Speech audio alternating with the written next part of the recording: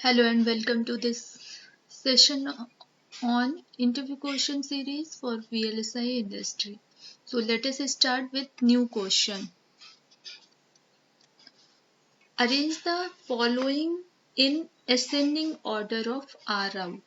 So we need to find out output impedance of each circuit.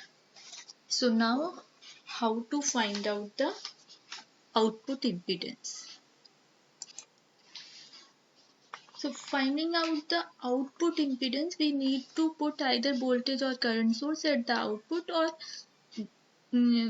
you can find out the approximate output impedance by looking the circuit. Suppose we start with this first circuit.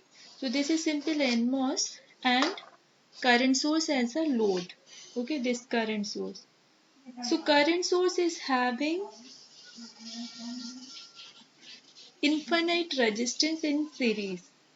Okay, so let's say this resistance in series is Rs.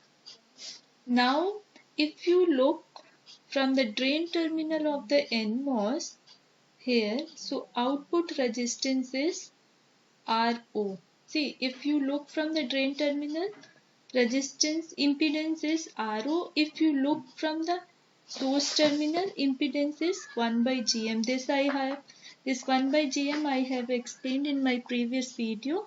I will share the link also in the description box. So here we are talking about the from drain terminal of the MOS. So if you look at the output, there are two resistance in parallel.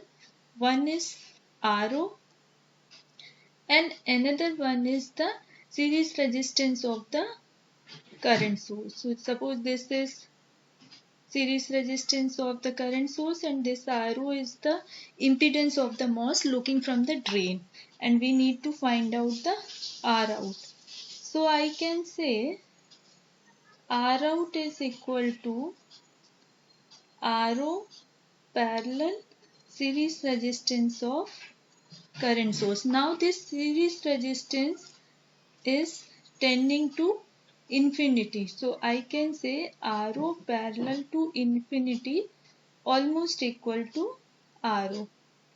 And RO is nothing but 1 by lambda ID, channel length modulation. Lambda is channel length modulation.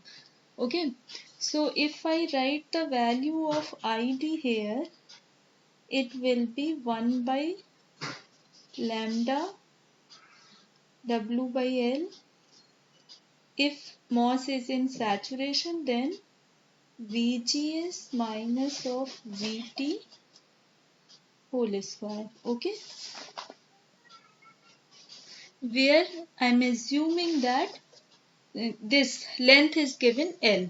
W by L is the width by length of MOSFET. Okay. So for first circuit, output impedance is RO is equals to 1 by lambda W by L VGS minus VT. Now we'll move to the second circuit later. First to the third and fourth circuit. Second circuit is a cascade circuit. I will explain it later. So now third circuit. Now what is the difference between first and third circuit? Only here aspect ratio was W by L. Here aspect ratio is 2W by L. Remaining things. Okay, so for third circuit, only aspect ratio is the difference. Here in first circuit, aspect ratio is W by L. In third circuit, it is W by L, 2W by L, and all the things, all remaining things are same. So I can write output impedance R out of third circuit is equals to 1 by is equals to RO equal to 1 by lambda IT, where lambda is the channel length modulation and ID will become W by L. So here it is 2W by L. expected ratio is 2W by L VGS minus VT whole square. Okay. Now for fourth circuit, okay. Now fourth circuit again, all the things are same except the expect ratio. Here expect ratio is W by 2L. So I am writing R out of fourth circuit is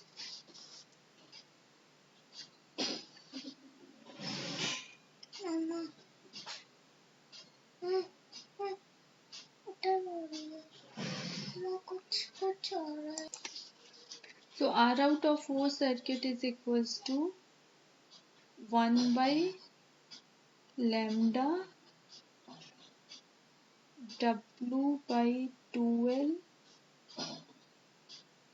VGS minus VT whole square. Okay. Now for second circuit.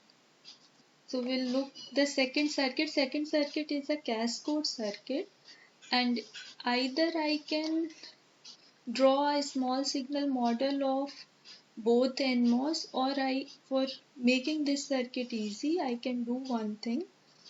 I can, anyhow this AC signal will be grounded for finding out the output or input impedance. This bias will also be grounded. So I can make this like this. This is a current source. Okay, I need to find out here. Here is the Vout. So from here I can find out the output impedance. This is this is grounded with W by L expect ratio, and another AC signal is also grounded, so I'm taking it as a RO1. Suppose this is M1, this is M2. Okay, so this is I'm taking RO1, and and this will be having impedance looking from the drain, and I will take RO2 because I am assuming this MOS as a M2. Okay, now I am drawing the small signal model of this second circuit. Okay. Okay, now I am drawing the small signal model of this circuit. This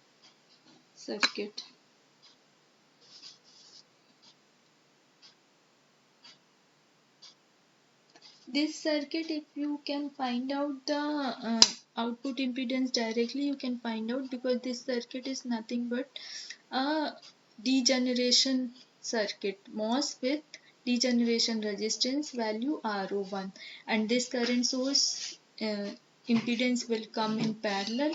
So whatever the output impedance looking from the drain of the MOS parallel to infinity, so that anyhow will come equal to this impedance, means looking from the drain terminal of the MOS. If you know the direct equation of source degeneration, MOS with source degeneration, output impedance of the MOS with source degeneration, you can put the direct equation, or you can derive whatever you want, you can do.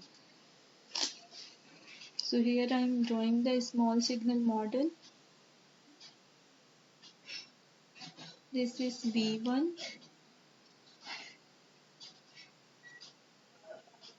GM, V1. If you want, you can take GMB also. I'm not considering here GMB. This is RO2. RO2 is the topmost.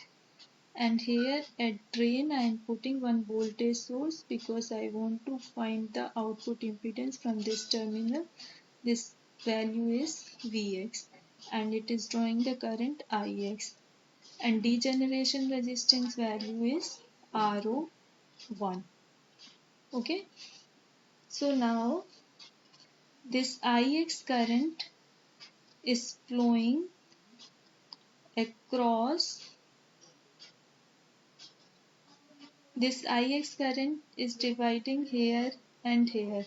Now I can say that total Ix is flowing across RO1.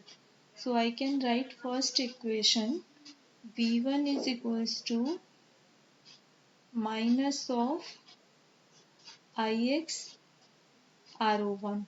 Okay. Now second equation, what will be the current across RO2? I can write Ix, current across RO2 is Ix minus of Gm V1. Okay, this is the current across RO2. Now voltage drop across RO1 and RO2. This is the current across RO2. Current across RO2. Now the voltage drop across RO1 and RO2. I can write the equation RO2 into current across RO2. We have already find out the equation current across RO2. This is Ix minus of Gm V1. Okay, and V1 is equals to, you can put this also, Ix minus Ix RO1. So this will be Ix plus Gm Vx. This is Vx RO1. Okay, plus RO across RO1. So that is voltage across RO1 is Ix into RO1 equal to Vx. So from this equation you can find out Vx by Ix. So that will be the output impedance, Vx by Ix. So that will be equal to 1 plus Gm RO1 into RO2 plus RO1. If you consider GMB, then here it will come 1 plus Gm plus GMB into RO1. RO1 will be multiplied with, sorry, this RO1 is multiplied with only Gm, not with 1. I should erase this. Okay. This RO1 is multiplied with Gm. If you are considering GMB here, then Gm plus GMB into RO1. So this is the output impedance of second circuit. This one. It's become very clumsy.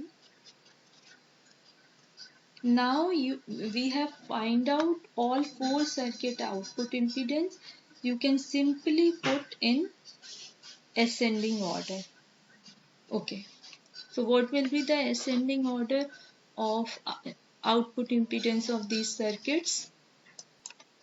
So for finding out the ascending order, you need to keep this RO1, RO2 value, RO1 1 by lambda ID, 1 by lambda ID.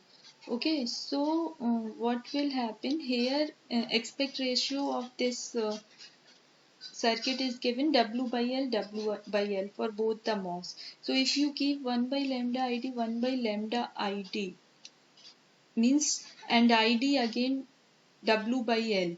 So in numerator it will come L square value. You can see from this, if this L goes in numerator, here only L will come. Okay, but in this equation, this last equation, in numerator L square will go. Okay, in this 2L will go. So if you want to find out the lowest output impedance circuit, so that will be third one, because here in numerator 2W by L coming. So third circuit, then first circuit, because on in numerator L will go, so then first circuit, here 2L will go in fourth circuit, 2L will go, so again second circuit, and highest output impedance will be, sorry, this is the fourth one, and highest output impedance of the second circuit, means cascode is having highest output impedance. Okay, so this is the answer of this circuit. Third, then first, then fourth, then second. Third, first, fourth, then second. Second is having highest output impedance. Okay, thank you for watching this video. If you like the video, please hit like button and don't forget to subscribe the channel. Thank you.